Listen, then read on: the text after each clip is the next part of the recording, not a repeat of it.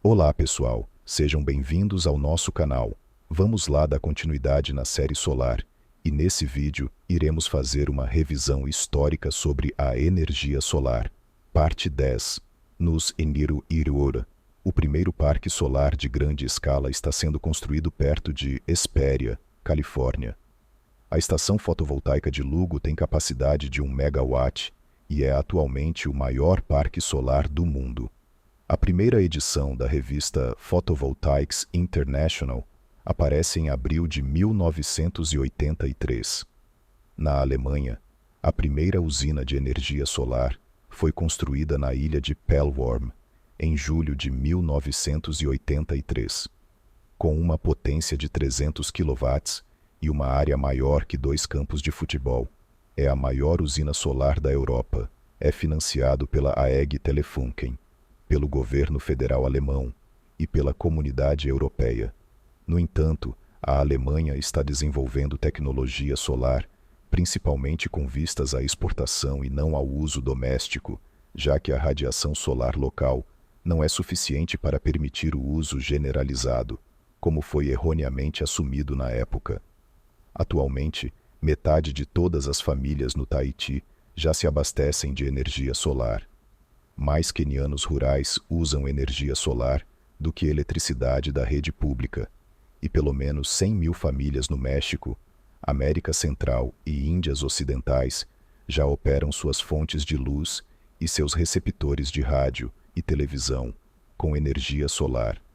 O Solar Track, um carro elétrico com um painel solar de 1 kW, viaja pela Austrália em 1983. Leva menos de 20 dias para percorrer os 4.000 quilômetros e atinge uma velocidade máxima de 72 km por hora. A produção global de energia fotovoltaica ultrapassa 21,3 megawatts este ano, gerando receitas de mais de 250 milhões de dólares.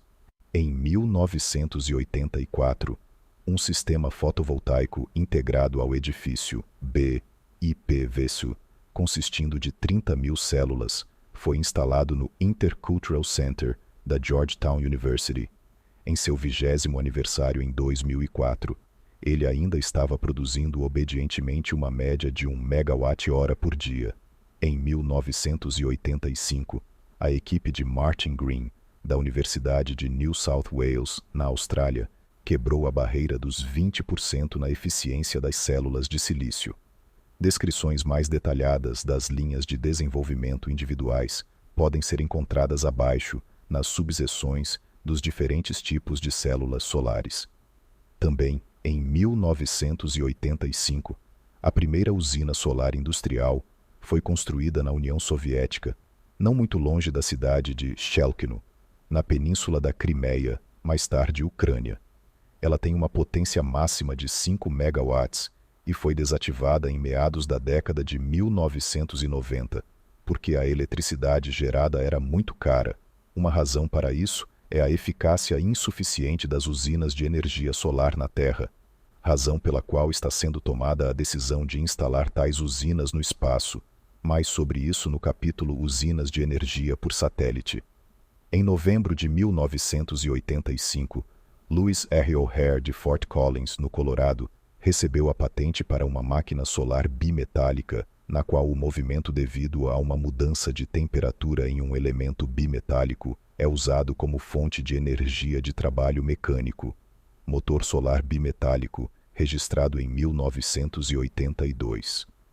Nesta máquina térmica, uma série de tiras bimetálicas sólidas são repetidamente aquecidas e resfriadas alternadamente por uma corrente de ar que puxa primeiro o ar aquecido e depois o ar resfriado sobre os elementos bimetálicos, causando assim um movimento contínuo para frente e para trás.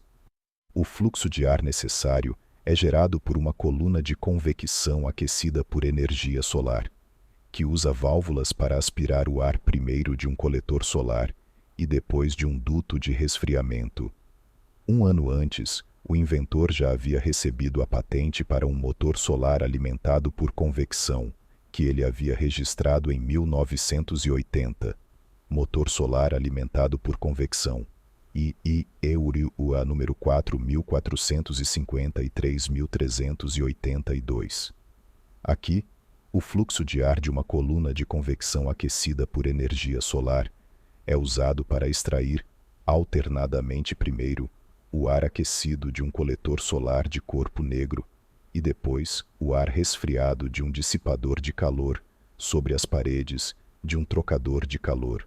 O gás ou vapor em uma cavidade selada no trocador de calor é primeiro aquecido e depois resfriado, e as mudanças de pressão resultantes na cavidade são convertidas em energia mecânica.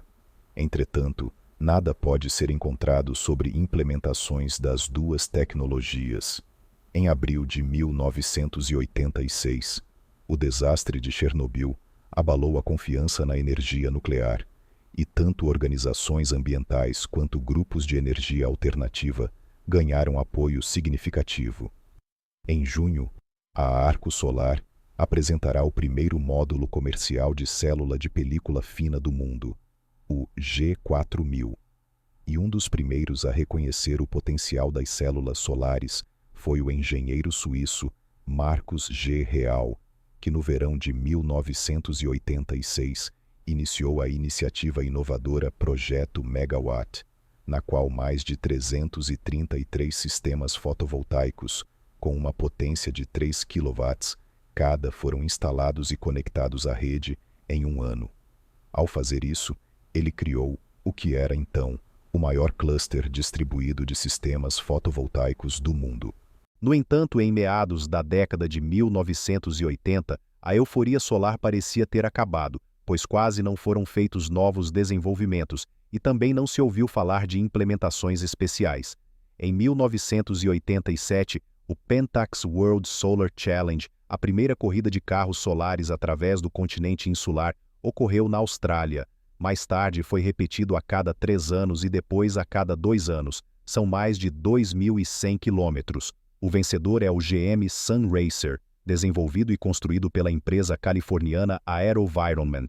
10 anos após o primeiro Fórum Solar Alemão, o Congresso Mundial de Energia Solar, realizado novamente em Hamburgo em setembro de 1987, concluiu que mesmo com o atual estado da tecnologia, após mais de 100 anos de pesquisa, a energia solar poderia ser usada em uma escala muito maior do que realmente é. Embora o Congresso tenha a participação de 16 mil participantes de 85 países, já que quase todos os países do mundo estão mais ou menos intensamente envolvidos com a energia solar, a disseminação real da tecnologia ainda é dificultada por interesses econômicos conflitantes.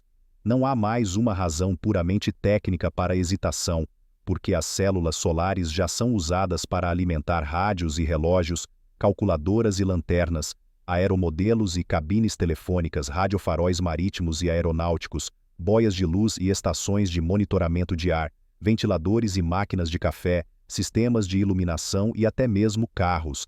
Há até contadores Geiger e serras de madeira movidas a energia solar para trabalhadores florestais. Na Austrália, estações de televisão e rádio usam energia solar. No Japão são os semáforos. Na América, aeroportos inteiros. E na Arábia Saudita, placas de trânsito no deserto são iluminadas à noite usando energia solar armazenada durante o dia.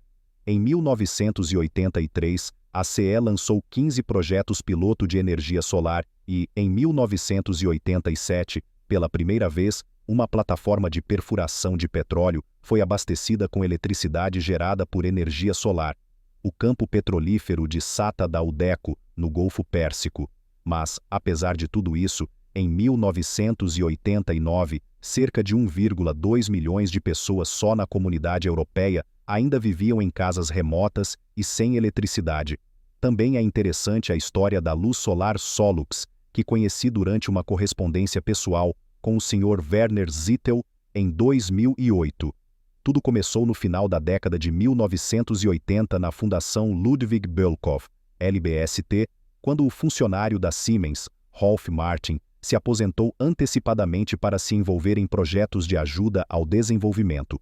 Durante uma pesquisa financiada pela GTZ sobre as luzes solares disponíveis no mercado na época, ele descobriu que nenhuma atendia aos seus requisitos, a prova de respingos, a prova de choque simples, etc., e posteriormente desenvolveu a luz Solux na LBST. Dizem que o primeiro protótipo com caixa de madeira ainda existe, no projeto para promover e disseminar luzes fotovoltaicas em países em desenvolvimento no Sul, agora na forma da Associação Sem Fins Lucrativos, Solux, EV, em Taufkirchen. As peças semi-acabadas são fabricadas em uma oficina perto de Dresden e depois enviadas como kits para países predominantemente africanos, onde são montadas e operadas em oficinas. Enquanto isso, a tecnologia melhorou e os preços caíram, então a coisa toda assumiu uma dimensão maior. Solux recebeu vários prêmios internacionais, é um projeto da Expo 2000 em Hanover, e junto com o projeto One Child, One Solar Light, foi reconhecido como um novo projeto oficial da década pelo Comitê Nacional da Década da ONU para a Educação para o Desenvolvimento Sustentável na Feira de Educação de Dacta, em março de 2010. Após um longo período de preparação, uma nova luz solar robusta e de alta qualidade estará disponível como produto final em 2010, com um módulo de 2,5 watts, carcaça moderna e adaptadores para celulares. Chama-se LED 105 e está disponível em pequenas quantidades por € 54,50.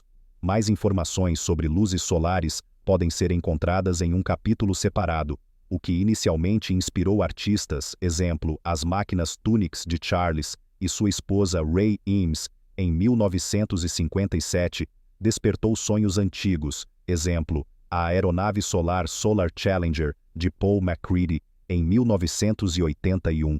Isso deu origem a inovações em países do terceiro mundo, agora se tornou um negócio de grande escala com coletores solares e células solares que várias instituições, nos SRNUA, por exemplo, a NASA, na Alemanha, Stiftung Warentest, TÜV Bayern, etc., têm que produzir simuladores solares especiais para definir padrões vinculativos para a vida útil e desempenho dos sistemas oferecidos com base em testes. O objetivo é dar ao menos uma primeira ordem superficial à enxurrada de ofertas no mercado. Como exemplo de atividades no terceiro mundo, gostaria de mencionar a conversão de antenas parabólicas em fogões solares parabólicos pelo engenheiro sírio Ma'an Ka'adan, a partir de 1996. A propósito, o nosso foi destruído pelos chamados terroristas islâmicos, junto com toda a propriedade, quando eles ocuparam Ghouta Oriental, nos arredores de Damasco, por volta de 2015. Mais informações sobre fogões solares podem ser encontradas aqui. O software da energia solar está se espalhando ainda mais rápido e amplamente do que o hardware. Exposições, feiras comerciais, congressos e conferências estão se aglomerando. Associações, iniciativas, sindicatos e sociedades estão competindo. Acadêmicos, institutos, simpósios e grupos de trabalho estão relatando, e periódicos, estudos, livros e apostilas estão sendo publicados em massa. Cada vez mais seminários, palestras, workshops e fóruns estão acontecendo, e há adesivos para expressar opiniões, rotores de fotogravura como modelos de demonstração, dias oficiais de sol para comemoração e até mesmo um crescente interesse público nos países ensolarados do terceiro mundo. Um grande passo, afinal, na maioria desses países o sol sempre foi visto como um inimigo e não como um amigo.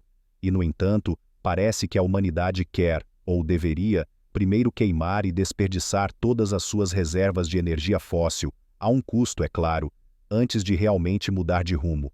Mas aí seria tarde demais e provavelmente ficaríamos presos até uma história sem fim no fundo do nosso poço gravitacional. Fico feliz em admitir aqui que considero que os combustíveis fósseis, em sentido figurado, servem apenas para catapultar a humanidade deste mesmo buraco para a órbita, a fim de criar novos habitats em outros planetas e no espaço. Este ponto de partida é precisamente o nosso tempo presente, e também somos seres humanos quantitativamente suficientes para tal passo. De qualquer forma, o trabalho no campo das energias renováveis continua continuamente, incluindo a energia solar. Aqui estão os destaques dos anos seguintes. Em 1990, células solares foram instaladas no telhado da Catedral de Magdeburg. Instalado, é o primeiro sistema fotovoltaico em uma igreja na Alemanha Oriental. Se você achou este conteúdo útil, deixe seu like e compartilhe este vídeo. Vamos juntos espalhar essa mensagem e fazer a diferença. Até a próxima. Siga-nos no Instagram, Arco Eco Solar ER.